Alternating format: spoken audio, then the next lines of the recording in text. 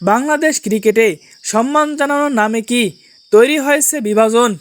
Captain's কাট আয়োজন নিয়ে এবার সরাসরি প্রশ্নের মুখে তামিম ইকবাল খান। কারণ দেশের দুই বড় নাম সাকিব আল হাসান ও মাশরাফি বিন মুর্তজাকে ছাড়াই আয়োজন করা হয়েছে এই অনুষ্ঠান।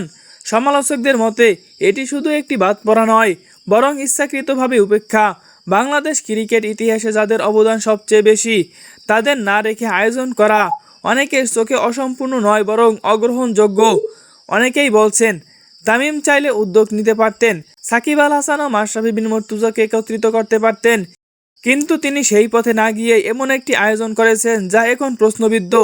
বিশ্লেষকদের মতে একাংশ মনে করছেন ব্যক্তিগত সম্পর্কে টানাপোড়েন এবং ভবিষ্যৎ ক্ষমতার সমীকরণ এখানেও প্রভাব ফেলতে পারে। বিশেষ করে মাশরাফিকে যদি জনসম্মুখে আনা হতো, তাহলে কিছুদিন পর বিসিবির পদ নিয়ে তামিমের সাথে প্রতিযোগিতার ভারসাম্য বদলে যেতে পারত, এমন আশঙ্কাও কেউ কেউ প্রকাশ করছেন। অন্যদিকে তামিম সাকিব সম্পর্কের পুরনো দূরত্ব সবার সামনে চলে এসেছে এই ঘটনাকে ঘিরে। সব মিলিয়ে সম্মান জানানো এই আয়োজন এখন উল্টো প্রশ্নের জন্ম দিচ্ছে।